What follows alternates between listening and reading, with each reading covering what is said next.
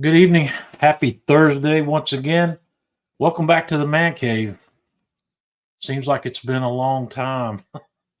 I apologize for missing out last week, but ran into a situation where I needed to work a few extra shifts on my real job. And that took up Thursday night and Tuesday night and Thursday night last week. I worked. So couldn't make this happen. I'm running solo tonight. I don't have Jeff or Tanya, so both of them are tied up with other things. So we'll get things rolling here. It feels like it's been forever, and I know it hasn't been, but I'm ready for my Thursday night bourbon. I think tonight I'm going to have a little bit of this Elijah Craig barrel proof to kick things off. If you're having a drink with me, let me know what you're having and where you're located, and we'll kick things off here momentarily. Thursday night is bourbon night at the man cave, and I'm looking forward to mine. So, cheers. Let's see, we've got Anthony with us. Good to have you, Anthony. Smoking Tar Heel coming in on the YouTube side. Mike Steffens. Yep. Ed. Randy. There we go. Smoking Tar Heel way down there in Claremont, North Carolina. I know where that is. Yep. That's not very far from here. That's quite close by. So yeah, we made it. We survived Black Friday. We'll talk about that here in a minute also. Once again, I'd like to thank those of you who have contributed to help offset the costs of running this live stream and doing the things I do here. I've gotten a few good donations over the last couple weeks that we've been running this little campaign. It's not required; it's just appreciated. If you can spare a few bucks, I'd love to have it. I'm going to sit here and beg for money before Christmas. No, I'm doing okay, but people have asked me in the past how you can help, and this is it. You can either PayPal or Venmo, and if you've got $5 to toss my way towards the cost of the software and the production of this live stream, I do appreciate it. And like I said, if there's any left over, I'll put it towards gear that we're going to be purchasing here in the man cave to use and review and demo, kind of like we're doing tonight. So that is that. We'll get the advertisement out of the way. But I didn't do a whole lot of Black Friday shopping, but I did decide that I was going to buy the RFX system from Thermoworks. I am a Thermoworks affiliate, and I do get a discount on any product. I can buy Thermoworks products for 50% off. So I went ahead and bought the 2-probe version of the Thermoworks RFX wireless system, and I've been playing with it, and I've got a lot to say about it. We're going to talk about it here tonight, and I'm going to show you some pictures and whatnot. Let's see. Angels Envy. Mark's having Angels Envy. Russ is with us tonight. Yes, Russ, and definitely thank you for your contribution. Brian.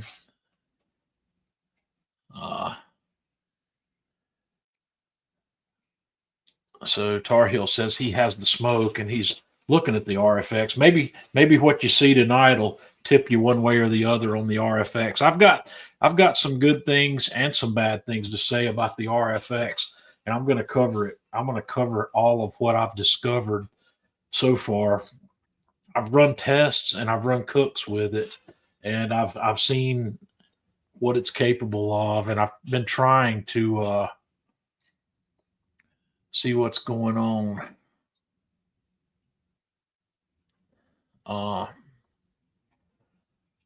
let me bring that screen up here.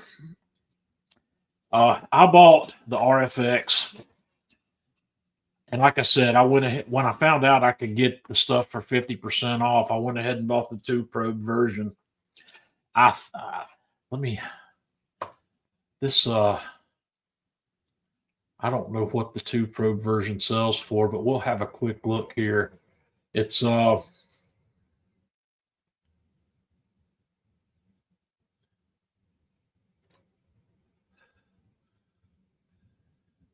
the starter kit comes with the wireless, or comes with the gateway and 2 probes. It's currently on sale for $239. It's normally $257. They haven't had really much of a sale on this. The Black Friday sale on this Thermoworks product's not very heavy. They ran the Thermopins at 30% off, and they had some other stuff for half off as well. I bought another IR gun half off because I thought that was a really good deal, and I've got one, but I wanted to get another one, so I went ahead and bought that. But it's this is $239 on sale, and I had it up here on the screen a minute ago, but they tossed in that case, and now I don't remember exactly where that was. I think it was on this page, maybe the carrying case. This large zippered storage case. They tossed that in for me when I bought this. I don't know if it was part of a promotion or if they gave it to me because of my affiliate status, but it's a pretty nice little case to keep the equipment in. It's there's just an image of it, and I'll show you mine. I've got a picture of it here in this, but it comes in just a pretty plain box, and it's got the piece in the center here is called the gateway. That's like the block on the meter block. This is the device that communicates between these thermometer probes and your Wi-Fi network. So it's truly the gateway. And it comes with a power connector here. You can see it in the box. And there's a USB cable. The gateway is rechargeable. It's got its internal USB battery, and you can charge it and run it without a power connector if you want to, or you can plug it in via USB and run it indefinitely. That RFX gateway will run for about 24 to 26 hours on a full charge. That's all you'll get out of it. So that's the best I've gotten out of it on two different sets of tests. But I kind of like, or here's a picture of the way I kind of just somewhat organized mine in the case. And this also gives you a look at everything that comes with the kit that I bought, minus the wall plug. I didn't manage to not put the wall plug in this picture, but the wall plug, you can connect this USB cable to it, and it's a USB-C connector on one end that goes over to the gateway to charge it or to power it. It comes with these 2 little bags of silicone rings also that you can stick on the end of your stick on the thick end of your temperature probe, so you can ID the probe by looking at it. You can, and that works. There's an interface for that in the app also. You can assign a color to your probe in the app, and I'll show you that as well. But that's that storage case. The gateway has a magnet on the back where you can stick it on the side of your smoker if you want to, which is what I've done here. The RFX probe docks, these probes need to live in the dock when they're not being used. The dock is also the charger for the probe. Now, these docks are not rechargeable via USB. They have a AAA battery in them.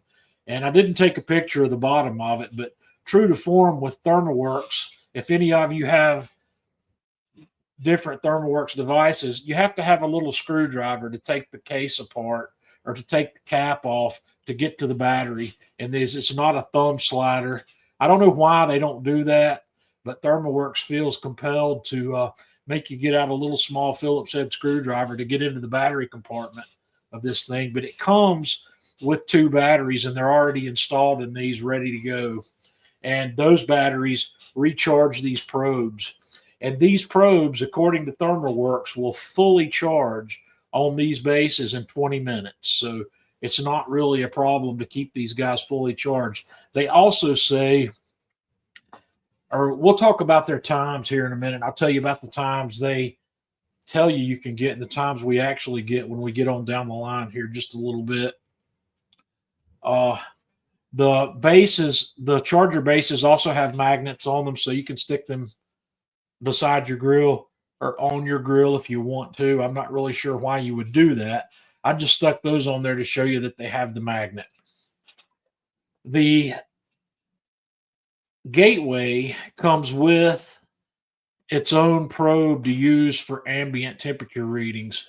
And I am fully in agreement with Thermoworks' philosophy on doing this rather than putting an ambient probe on the exposed end of the meat probe. One of the things I've seen when I've got several systems that have the ambient probe out there on the exposed end of the meat probe, and they don't read well because they're too close to the meat. They always read cooler temperatures than they should because of that. And this avoids that problem. Some people will like this and some people won't. So that's why I wanted to bring that up. The ambient probe is on a cable. It's not wireless and it's not part of the meat probe. So that goes back to this picture. I guess when we go back and look in that case, that's the probe over here on the left. So that's just a regular one of those little 1/8-inch jacks that plugs into the side of the gateway, and it comes with a clip where you can clip it onto a grate.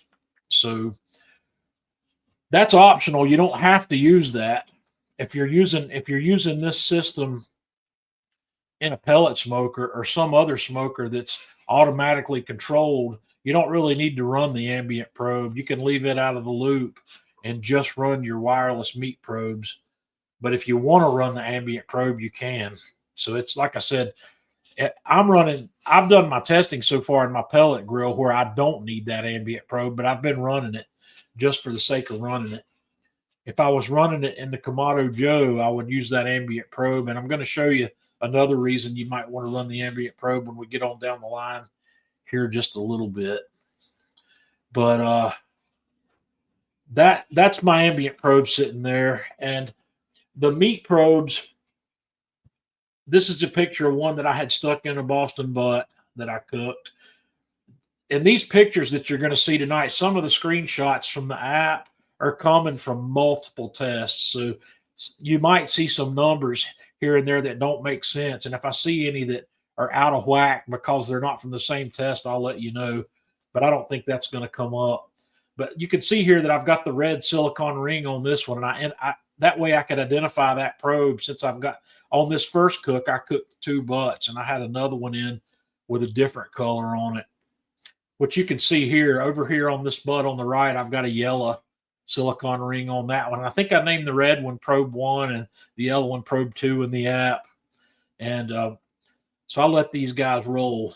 And this screen right here is the home screen for the Thermoworks app. And I want to stop here for a moment and talk about the Thermoworks app is at a 30,000 foot level for a minute, because I have a love-hate relationship with this app.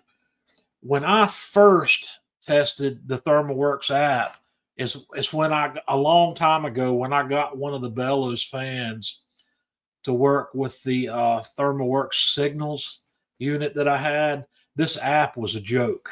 It was nowhere near ready for prime time. I hated it. I didn't like it at all. I was so discouraged with the app that I just abandoned my test of the bellows. And I ended up giving that bellows and that signals unit away. I gave it to a friend, and he still has it, in fact, but I didn't like it well enough to continue using it, and I didn't write a review on it. That's been quite some time back. I think I may have done something with the signals, but with the bellows, I didn't mess with it because I just wasn't happy with it. And this app, I didn't like. So today, or this week or last week, when I started testing with the let's see, I'm gonna try to keep up with questions as we go here. Daniel says, uh, since I don't have Tanya backing me up, Daniel, I don't think there's any accuracy difference in those. No, uh, accuracy is hard to determine when you put an ambient probe in a grill because how are you going to the thing is how are you going to test it for accuracy? You're going to have to test it with another thermometer, and it's very rare that you're going to stick two thermometers in a grill even if they're side by side and get them to read the same thing. So when I'm cooking, if I'm within 25 degrees of my target temperature, I'm happy. That's about where I stand on accuracy. I don't know that probe's any more or less accurate. The build quality of the probes for the thermal or for the Fireboard 2 are probably superior to these, which is hard to say because Thermoworks is typically top of the line. But for those of you that have the Fireboard 2, that's high quality probes. That they're all very high quality. And the Fireboard 2 Pro, I won't go out that far. Those K-type thermistors, the quality on them I think is horrible. I've had to replace all of those several times, and in fact, I have a new one in a package right here, a new ambient probe for my Fireboard. That'll be the third one of those I've had since I got the Fireboard Pro 2. But yeah, for as far as accuracy is concerned, I'm not sure on that. So this is the home screen on the app, and you can see what I've got connected. At the top of the screen, it's showing my gateway. And since I have the ambient probe connected to the gateway, it's showing me the temperature that probe is reading while I had it in the grill. If you didn't have it connected, it wouldn't be showing you that number. Underneath it, it's showing probe number 1 and what its temperature is, and then probe number 2 and what its temperature is. And if you can see out here to the right on probe 1, there's a red stripe and there's a yellow stripe on probe 2. I've set that up to coincide with the color of silicone band that I put on that probe for ID. And I'm going to show you as we go where you do that here in this app. So this is the main screen. So let me see what comes next. Okay, on the main screen, if there's a device that you want to remove from the system, if you want to delete one of your probes or your gateway from your setup, you just left swipe on it and it comes up with a remove option. You can also go into its settings and delete it from there too, but I just wanted to show that screen and how that's doable right from the main screen to delete a device. Down at the bottom, you've got a big yellow button with a plus device on it. If you want to add a new device to this, you do it through that. You do it through that option. They call the probes, they call them the RFX meat. The gateway is called the RFX gateway. The probes are called RFX meat. And if I understand correctly, each gateway can have up to about 50 different devices connected to it.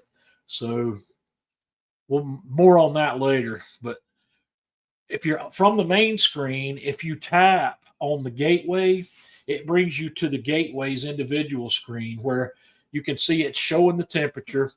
And here it's showing a high and a low and a max and a min. And it also says LSG smoker here, which is something I configured, which I'm going to show you where we do that also. The high and the low are where the alarms are set. That's where I set the alarms for the probe. And the max and the min are the minimum and maximum temperatures that were recorded by that probe during this session. If you want to add notes to this session, you can do it right here on this notes panel. So from this screen, if you hit the settings button down at the bottom, it will bring you into the settings for the gateway. And here you can see where I named it LSG smoker, and I set my high and my low alarms. it shows you there's an option here to turn on a feature that I really like. It's called average temperature. And I've got some screenshots where you'll see that average temperature displayed. I turn that on because pellet smokers tend to go up and down as they're cycling through their flame generation in the fire pot, and the average temperature is the number that you really want to know. So I turn that on, and I'll show it to you on another screen. And from the gateway screen, also, if you hit, let's see, let me get back here. I don't want to get channel settings. Okay, on this screen, what I did was I tapped on the LSG smoker. When you tap on that, it brings this screen up to where you can set those values. When you're back to this screen again, down at the bottom, there's a settings button. When you tap on the settings button, you get to this screen where you can name the gateway, which it's a little confusing that it can have multiple names. You have a session name to look at and a device name. So you can, I'm not real sure. Don't quote me on that yet. But this screen shows us a lot of information. We've got, it shows me the battery life, which is an important item to be able to see when you're using battery powered equipment. That shows that this particular device has 70% of its battery remaining from wherever it was I did this. That minimum and maximum temperature that it's recorded during the session, there's a button here that allows you to reset that. And I love that too, because the Fireboard does not give you the ability to do that unless you go change the start time for your session. This one, when I want to know what the average temperature in my smoker is, I don't want it to include the numbers that were from when I first fired it up. You know, when it started out at 35 degrees outside and then worked its way up to 250, I don't need to know anything about average temperature until it hits my target temperature. So when my smoker comes up to temp with that probe in it, then I hit this reset button, and all I care about is the average temperature from there on out. And this little button right here gives you the ability to reset those numbers and see a real average temperature of cooking temp. Below that, there's another important thing here, and I don't understand how this works. It's a Pro Series probe transmission interval rate, and it says in fine print down underneath that this setting does not apply to RFX meat. It's only applied to the probe plugged into your gateway. So there's another one of these for the meat. And what this 60 seconds is the longest setting in there. I think it has 15, 30, and 60. And I think that's how frequently the gateway updates the cloud or something. But none of it really makes sense to me because I can watch the numbers on the app update, and they update more quickly than 60 seconds. So I don't really understand that, but it is configurable here, and 60 seconds is the default, and I just left it there. I didn't change any of that. That screen is scrollable, so when you scroll on down that screen, you've got some other options here. Down at the very bottom, you can remove the device, just like you could do it by left swiping up on the main screen. It gives you your firmware version. It's got Wi-Fi connectivity, and it's got some numbers there that tell you how strong or how weak your Wi-Fi signal is to the device. And I don't know what this Bluetooth, I guess this Bluetooth, this will probably allow you to connect to the device via Bluetooth if you don't have Wi-Fi. So I haven't tested that, so I'm not real sure, but I'm assuming that's probably what that does. Okay. When you're back on, let me back up here. I should have put more of these pictures of this screen in it. From this screen, if you tap the graph button down at the bottom, it will show you the graph for that device, the temperature graph. And as you can see, my pellet smoker, the temperature, cycles up and down. So that looks like a train wreck for most people. But what I'm concerned about is that average temperature there in the middle. And this is my Lone Star, and it's an amazing cooker. So don't let that fool you. One of the shortcomings on this, and let's not forget about my bourbon.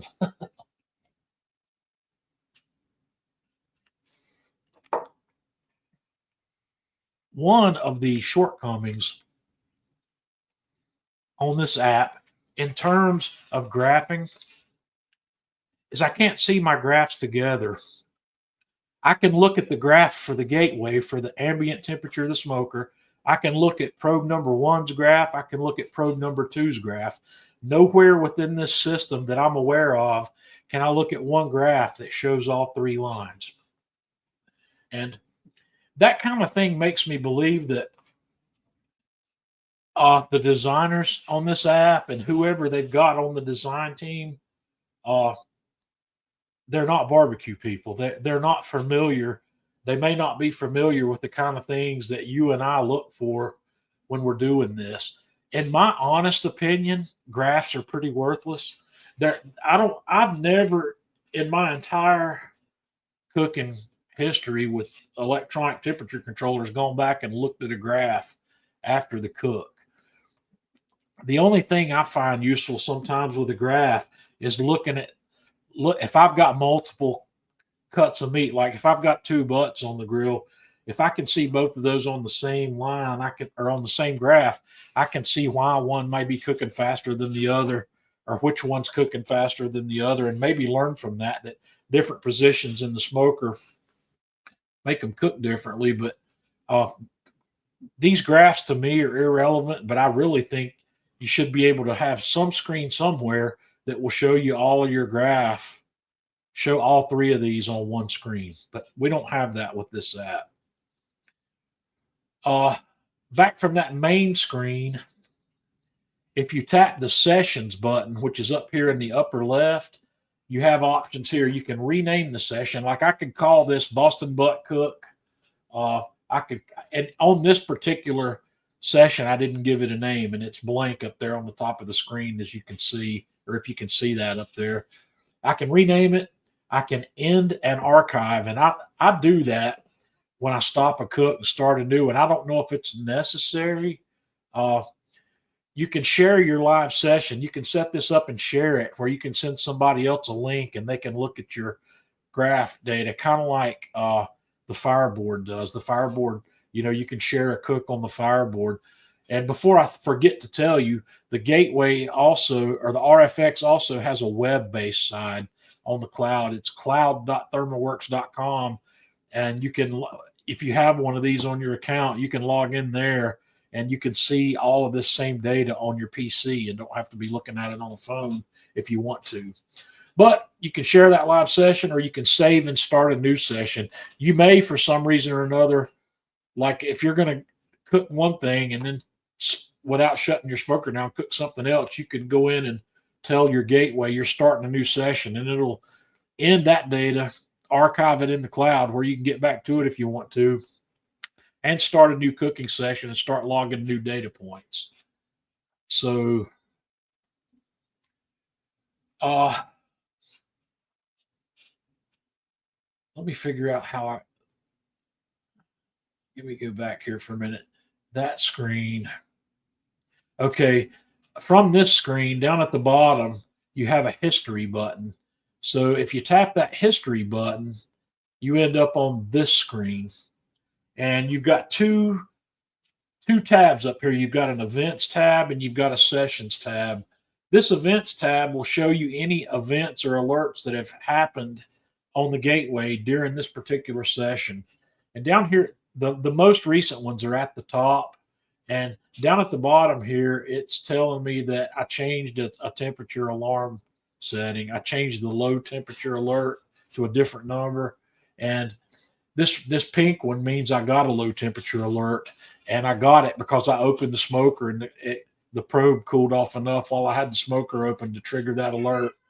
And this one above it is really redundant. It's just telling me that the alert status changed, which really makes no sense. It's the same date and time as the previous one. It's given 2 separate events for that. I don't really know why. Maybe the Thermoworks engineers are more about data, but I think that's a redundant alert, but it shows it to you anyway. If you go to the sessions tab, it will show you all the sessions in the cloud that you've done with the gateway. And this will probably be scrollable if I had enough on there at this time to scroll. But if you tap on one of these, it takes you back. It'll show you the graph from that session. And it shows you here also data point, how many readings have been collected. And that's going to be important here in a minute. We're going to talk about that. Because right out of the box, I thought I had problems with the gateway and I thought I wasn't going to be happy with it. So anyway, if you go back to the main screen now and tap on probe number 1 instead of the gateway, it takes you to the probes individual screen. And here on this screen, I've named this probe port butt 1, and it's showing me the current internal temperature. It's showing me the minimum and maximum.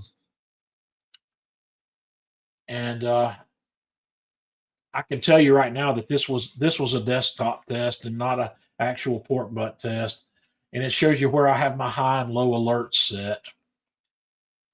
So if you tap on this item, it will bring you to its settings where you can change the channel name, which is why it's called port butt 1. You can set your high and low alerts. You can also set an average temperature on that if you want to, but I really don't see a reason to have an average temperature of something that's going from colder to hotter.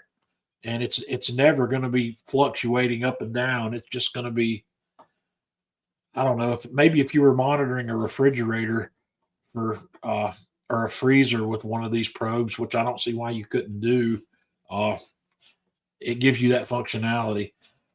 Thermoworks also says that there are going to be additional devices made compatible with the RFX gateway, and I can see in my mind where you might want to have a temperature or a refrigerator thermometer or a freezer thermometer connected to a gateway where you could monitor it remotely. And that average temperature there might be important if you're monitoring something like that. But if you're monitoring a port butt, you don't really care what the average temperature is. So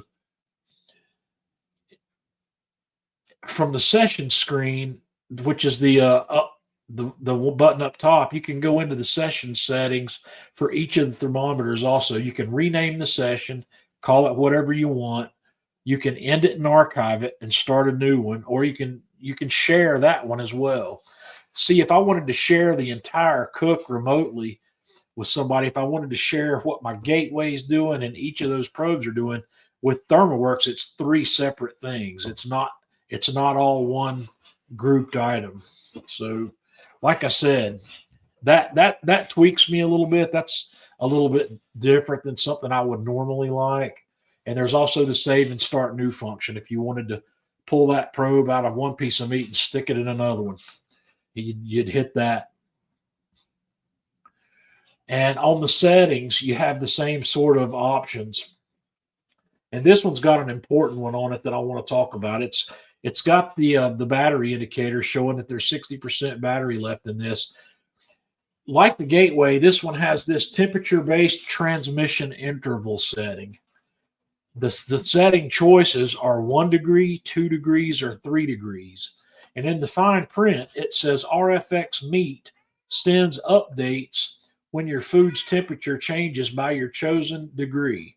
And in parentheses, between 1 and 3. So if you understand that like I understand that, you would think that if that's set at 1 degree, it's not going to send an update to the system until that temperature in that meat increases by 1 degree. Or if it's set at 2 degrees, it's not going to do it until 2 degrees change, or 3 degrees change. But that's not the problem. That's not how it's working as I look at it from the outside. My first test with these, I cooked those 2 pork butts, and both of my probes died inside of 12 hours. They were both dead and no longer working. So I was a little bit discouraged by that. So I did a little checking, and it seems that I'm not the only one that had that problem.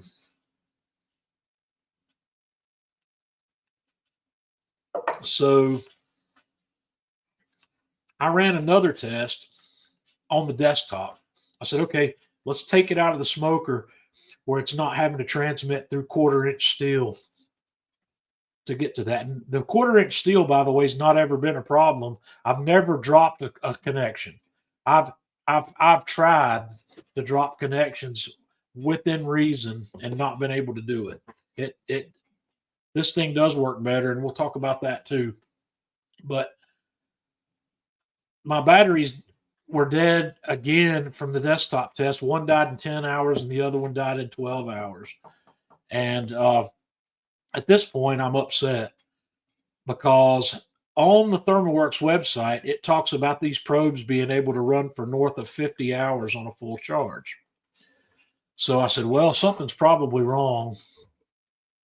So I opened a ticket with Thermoworks and I got a response back. I told Thermoworks what I had done and what had happened.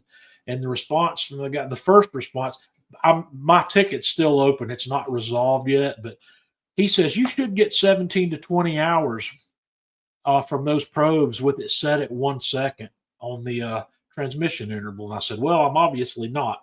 I'm getting 10 to 12, and that's on 2 separate tests. And so I decided the next day I was going to set it to 2 seconds and see how long it would go. And I had run both of them for 17 to 18 hours at the 2 second setting, and the battery was still at 60%. And in fact, that's probably this screen actually is from that test. It tells you up there at the top of the screen in the small print. It may be hard to see unless you're on a PC. It says started 15 hours and 43 minutes ago, and the battery still has 60% remaining. And I don't know exactly where it is, but that screen only updates in 10% intervals. But I ran for 18 or 19 hours, and both probes were still showing 60% available. I haven't tried it at the 3-degree setting yet. I don't really see a need for that because that 2-degree setting is going to cover anything I ever need to do. But when the information about that temperature-based transmission interval says that it's going to send updates, it says sends updates when your food temperature changes by your chosen degree. So if I understand what that's saying, I would think that my app's not going to update my temperature until it comes up at least 2 degrees. Does anybody disagree with that? That's what that should do. So when I thought about that, I picked up one of the probes off of my desk and stuck the tip of it between my fingers where the temperature would rise. And the app updated the temperature about 4 times during the minute that I held my finger on there, and the temps were not changing in 2-degree intervals. The first one was about a half a degree. Some of them were 2 degrees, but some of them were only a half a degree, and some of them were 1 degree. So it's updating faster than 2-degree temperature changes. But I'm not sure. I'm thinking here that the firmware that's running here in the background has been updated and the app has not. Maybe they're fixing a problem, but the app's not reflecting it. So I don't really know. All I know is that if you buy this and if you have it set at 1 second, you may or may not be happy with the battery life results. One of the people I've been chatting with offline about this said he did the same test I did on the desktop, and he got 17 hours or so at the 1 second setting, which I didn't. So I'm wondering if my probes may have a problem. I don't know if they do or not. I'm trying to determine that with the Thermoworks guys, but the support for this thing's really slow. You have to send him an email, and it was 2 days till I got a response. I responded to him. He had more questions for me, and I responded to him. I answered his questions and waited another 2 days to get a response back. And he still hasn't answered any of my questions yet. And I'm really beginning to wonder if I'm going to get them answered. But the question I had, ultimately what I asked him in my last communication was, what does this mean? What is actually going on there? I told him, I said, I'm an influencer and I'm a Thermoworks affiliate, and I'm going to write a review of this thing. I'd really like to know how that's behaving, because if anybody runs into the same problem I have, they're going to think of it the same way I thought of it until I saw this fix. So if you set it at the 1 degree, you may or may not get what you're looking for. I wanted to harp on that for a minute, because that had made me believe that I wasn't going to like this device. So when you scroll on down that screen, you get to the ring colors here. You get to the option where you can set your colors of the bands, and you can use up to 3 of them if you wanted to put multiples on there for whatever the reason, and you can set the color of it so it will display those color stripes on the home screen. So, and if you hit the graph on the temperature, when you've got the probe open, it'll show you what the meat graph looks like for that one. And that was this is the butt that I cooked overnight last night, and that's before it was done. I took that right before I wrapped it, or before, somewhere along in there. I don't remember. I left the meat probe in when I wrapped it, so I don't remember exactly where this is in the cook, but that's probably before I wrapped it, because the temperature is only 148 degrees in the meat. And once again, you can't see that graph with the other graphs. So how valuable is it? And then you've got the history option on that. And once again, it shows here as well. This is around the end of the cook, which is almost 18 hours in on this particular cook. It shows me that I got a high alarm alert. I had the probe set to let me know when it hit 203. And once again, it's a redundant 2 alerts there that I think are redundant. One of them tells me that there's an alert, and then there's a status change. So I don't really see the benefit in the second alert. And then you've got the sessions on the same screen. So you can see the session log here. And one of the things I found interesting down here is this shows my session down here at the very bottom. It shows that first session I did where my batteries died. And it tells me how many readings it collected during that session. And it's 11,742 readings over 16 hours and 12 minutes. And you might say, John, how did you get to 16 hours and 12 minutes if your batteries died at 12 hours? Well, they didn't die. They were reporting that they were going to die. So I pulled them out of the meat and stuck them back on the charger for 20 minutes and stuck them back in the meat, and it kept right on cooking. So you have that functionality should you ever need it. But that shows 11,700. On this other test I did, let's find it.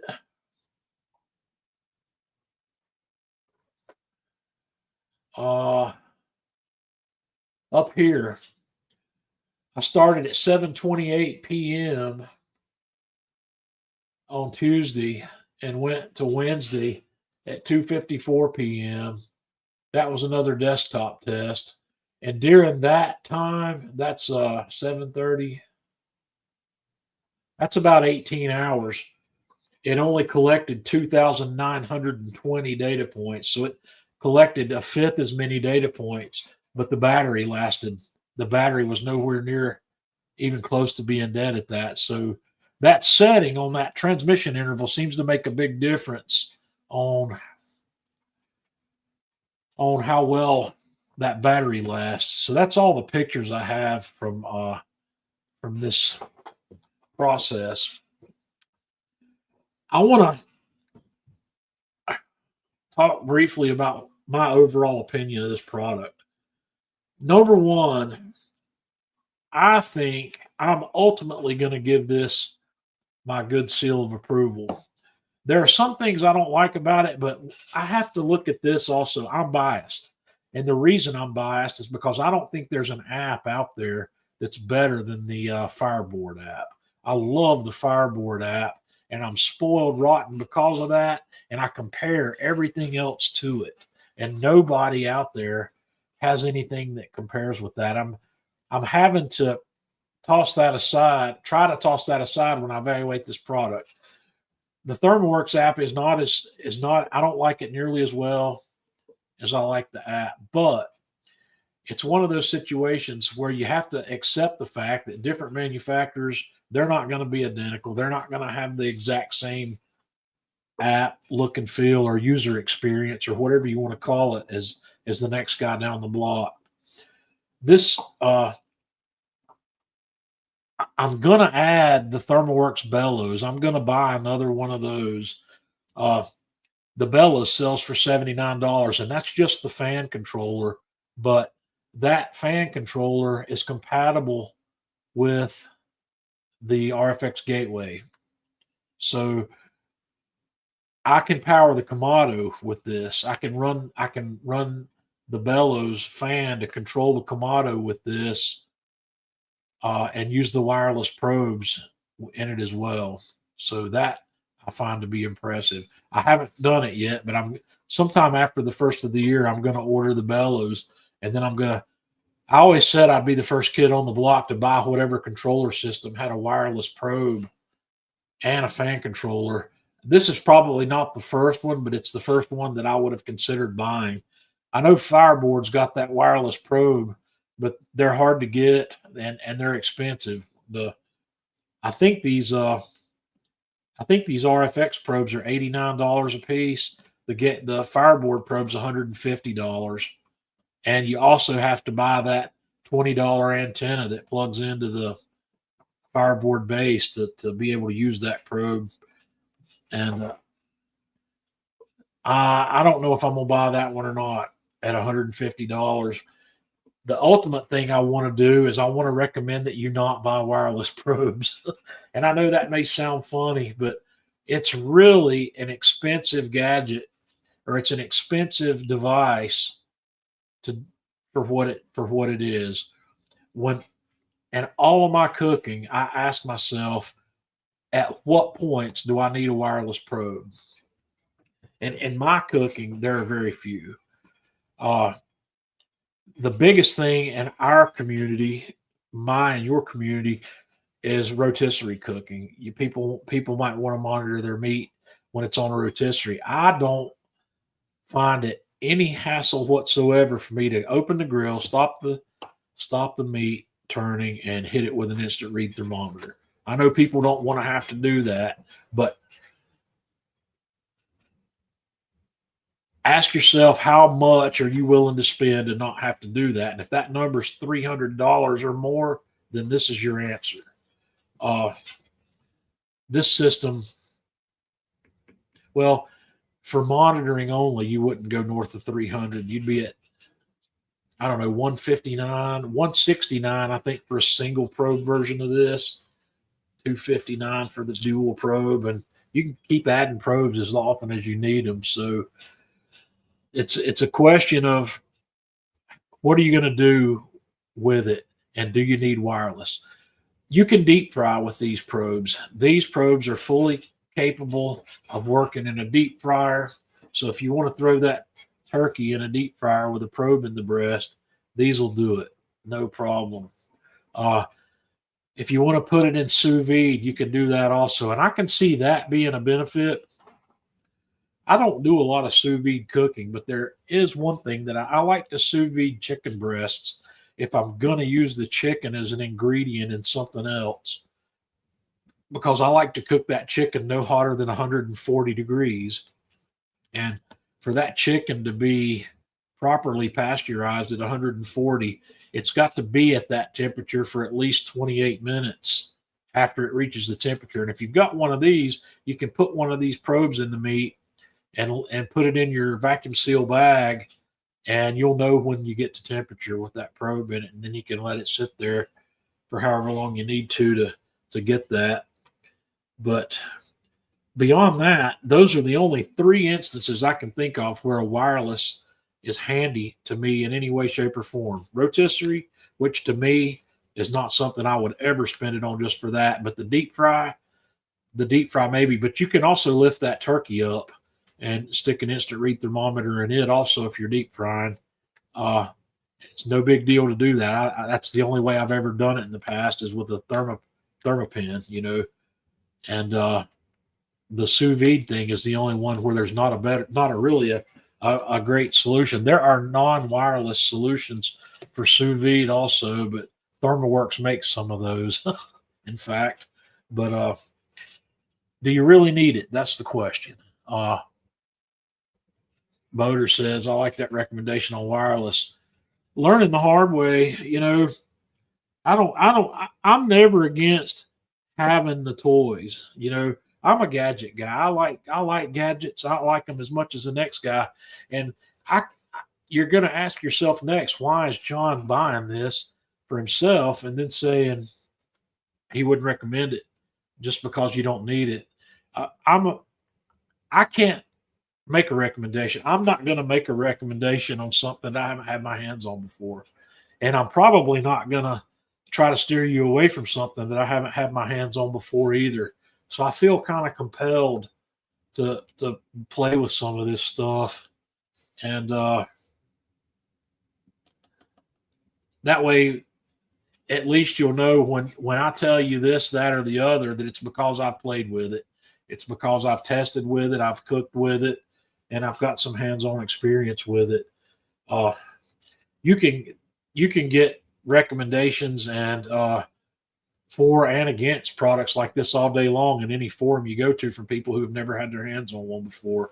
It's not hard to form an opinion on something just by reading what somebody else had to say about it. But when I had the probed batteries, when the batteries went dead on me early, the first thing I did was went to search some forums to find out if anybody else was having the same problem. And there are some folks out there having that same problem, and they're out there telling people that it's no good because of that. They're telling folks that they wouldn't recommend buying it because the battery died. And not one of those I could find ever came back and said, well, if you change that setting from 1 to 2 seconds, it'll fix everything. And I don't know. That's fixed everything for me. That's made me completely happy with it. And I don't see any negative impact of having done that. I can't see where that's caused any harm anywhere. And if you think about it, you can go back to that 1 second setting if you're doing something that takes less than 8 hours to cook. You'll never have to worry about your probe running out. And what's that going to be? You might want to, put that in a steak or put it in a prime rib or put it in a pork loin, pork tenderloin, or anything else, beef ribs, pork ribs, or whatever, anything else that's going to finish in less time than that. It's never going to be a problem. The only time you're going to run into a problem with running out of battery due to a long cook is going to be your pork butt and your brisket, or, there's not a whole lot out there that goes longer than 8 hours, but a pork butt and a brisket. Or if any of you guys are slow, are y'all slow cooking anything that takes longer than 8 hours to cook that ain't a pork butt or a brisket? So there's 2 cook types that are affected by that. But unfortunately, those are popular cooks in our community. We cook briskets and we cook pork butts. Pork butt's my favorite. I don't cook briskets anymore. I haven't cooked a brisket in a long time. I'm beginning to feel the same way about brisket that I feel about turkey. And it's a lot of work to do it and get it just right, and then it still ain't that great in the end. I'd much rather put a rack of beef ribs on the table. And beef ribs aren't as cheap as brisket. One of the projects I'm going to do after the first of the year is I'm going to make hamburger out of brisket. I'm going to buy a whole brisket and grind the whole thing because I've been wanting to try that. Grind all of it. I'm going to trim some of the hard gray fat off, but I'm going to leave most of the fat there and do a double grind on it and make hamburger meat out of it and see how I like that. So Tar Heel says gadgets are fun to play with, but I don't see any use. The smoke meets my needs. Yeah, the it's whatever works. And I wish I can't even put a number on the amount of money I've spent over the last 12 or 13 years on barbecue accessories. It's ridiculous. I mean, it's insane. Some of the stuff, I've gotten for free, but I've spent an awful lot of money on the rest of it. I'm not getting hardly anything for free anymore. I'm not out there approaching companies and asking for it even. I can't remember the last thing I got for free by asking for it. It's probably the Lone Star. And man, I'm in love with that thing. It is amazing. So if you've got, I know I haven't done a great job of monitoring the comments tonight because Tanya's not here with me. Tanya helps me keep up with questions that have been asked. I will run back through the comments on this video or on this feed later tomorrow, and I'll answer the questions that I haven't answered already. George is here. George, guys, George makes a product. Let me plug George's product right here. Some of you have seen it, and some of you haven't. George has this amazing product called the V-Gas, the VGASS. This is a rolling cart that can be used as a prep surface on top. Let me find out. George has got all his pictures in here. This is an accessory storage solution for not just your Kamado, but any kind of grill where you've got the accessories. Here's kind of a picture of it opened up. It's configurable on the inside where you can create bins in there of whatever width you need to store your components vertically in there. I think V is vertical. George, what is the acronym? Type it in here, and I'll see if I can. Vertical grill accessory storage system. Is that correct, George? But the V-Gas, it's beautiful. It's all stainless steel. It's got a drain in the bottom of it where you can clean it out. Really nice system. And these are available at Atlanta Grill Company.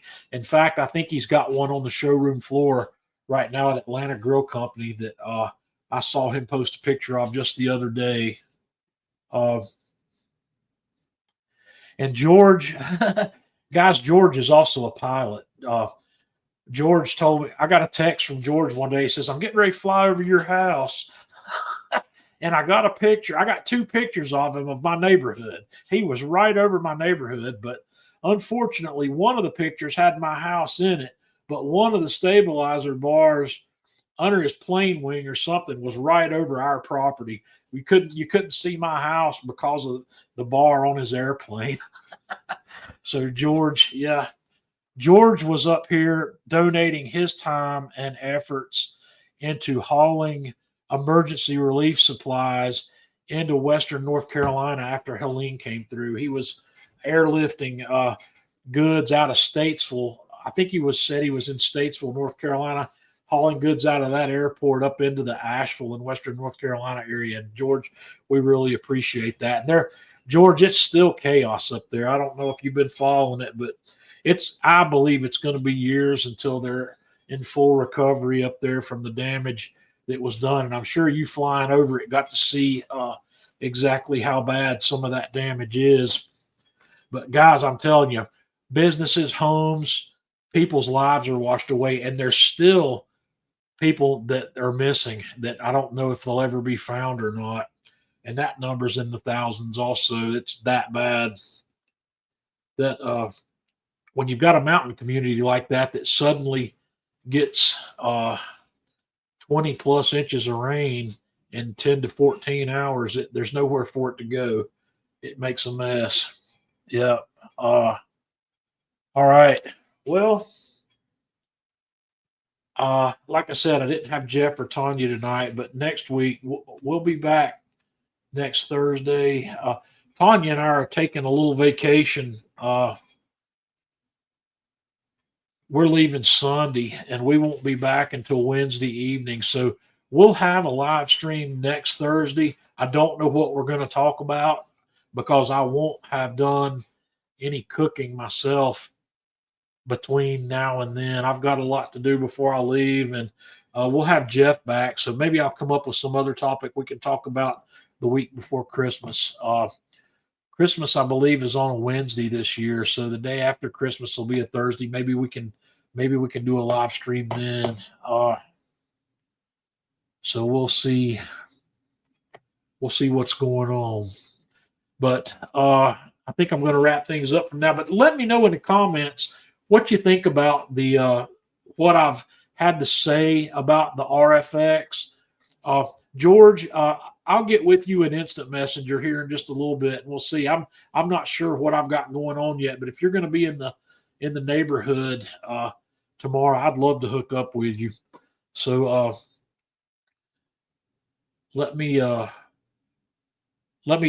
send you a private message here shortly, or I'll send you a text, or maybe I'll just call you or have you call me, and we'll go from there. So guys, have a good week, a good weekend, good cooking. But like I said, leave me a comment and let me know what you think about this RFX. What if you've got any positive thoughts or any negative thoughts about it? Let me know what they are. Like I said, I've got a love and a hate for this thing because of the app, but in terms of the hardware and the reliability factor, I think I see in it, it's a great product.